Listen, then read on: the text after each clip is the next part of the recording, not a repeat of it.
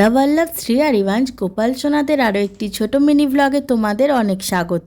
ঘড়ির কাঁটায় বেজে গেছে সকাল 7টা আর গোপাল সোনারাও ঘুম থেকে উঠে পড়েছে। একটু ঠান্ডা ঠান্ডা ওদের জল খাইয়ে নিচ্ছি। আর আমাদের এখানে যা গরম পড়েছে বন্ধুরা, তাই রাত্রে ওদের আর জামা পরিয়ে শোয়াই না। এখন আমি সকালবেলাতেই স্নান দিয়ে দিই, কারণ বেলাতে ওদের আর স্নান করাই না।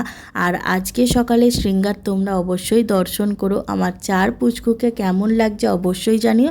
আর তার সঙ্গে সঙ্গে আজকে প্রসাদ তোমরা দর্শন করো। আজকে প্রসাদে ছিল জল আর বিকেলবেলা গোপাল সোনারা সেই খেয়ে দিয়ে ঘুমায়। আর সারা রাত যেহেতু ওদের কিছুই খাওয়া হয় না, তাই ঘরের অবস্থা এরকম রেখে ওদের আগে তাড়াতাড়ি করে আমি খেতে দিয়ে দিই। আর তারপর আমি ঘরটা ভালো করে ক্লিন করে নিই।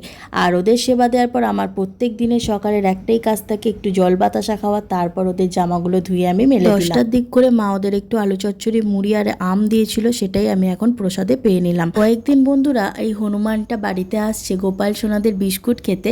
রোজই ওর একটা টাইম হয়ে গেছে, ও এসে গোপাল সোনাদের বিস্কুট দিলে ও খেয়ে দিয়ে চলে যায়। তবে কোনো জিনিস নিয়ে যে পালিয়ে যাচ্ছে সেই জিনিসটাও করে না।